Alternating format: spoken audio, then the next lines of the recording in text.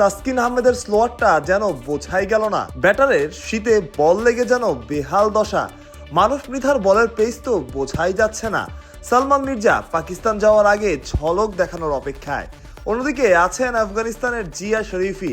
এক কথায় চমকে দেওয়ার মতো ঢাকা ক্যাপিটালসের পেস ইউনিটটা। কি মনে হয় এই বিপিএলেরই কি সেরা? হতেই পারে। মোহাম্মদ সাইফুদ্দিনের কথাও তো ভুলে গেলে চলবে না। তাসকিন প্রথম ম্যাচ খেলেননি, ঢাকা এক্সপ্রেস যোগ দিয়েছেন তার পরপরই। তাসকিনই এই পেস ইউনিটের লিডার, যে ইউনিটটা দুর্ভেদ্য হতে পারে বাকিদের জন্য। সিলেট টাইটান্সের বিপক্ষে মাঠে নামবে ঢাকা, সিলেটের ঘরের মাঠ। তবে তাসকিনের তো দর্শক প্রেসার সামলানোর অভ্যাস আছে আগে থেকেই।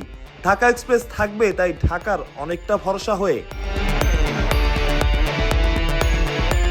সালমান মির্জা কি করতে পারেন সেটা বলার অপেক্ষা নাই। মারুফ মৃধাও সুযোগ পেলে নিজেকে প্রমাণ করতে পারেন। অনুশীলনে মুগ্ধতা ছড়িয়েছেন মুন্সিগঞ্জের মারুফ। একদিন না, প্রতিদিন। কখনো সুইংয়ে, কখনো স্লোয়ারে ব্যাটারকে পরাস্ত করেছেন বারবার। আছে আফগানিস্তানের জিয়া কিংবা বাংলার সাইফ। এক কথায় সেরাদের সেরা ঢাকার পেস ইউনিটটা। যে কেউ যে কোনো মুহূর্তে ঘুরিয়ে দিতে পারে ম্যাচের মোড়। সেটা তাসকিন হোক কিংবা জিয়া, কিংবা সালমান মির্জা বা মারুফ, কিংবা মোহাম্মদ সাইফুদ্দিন। যদিও মাঠে বদলে যেতে পারে হিসেব নিকেশ, তবে এই পেস ইউনিট গড়ে দিতে পারে পার্থক্য।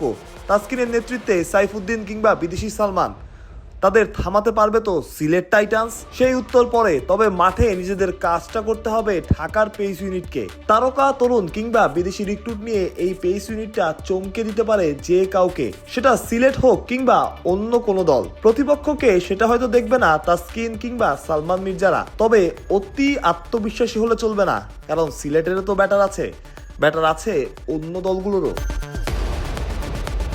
মাহরুষ প্রত্যয়, বিডি ক্রিক টাইম।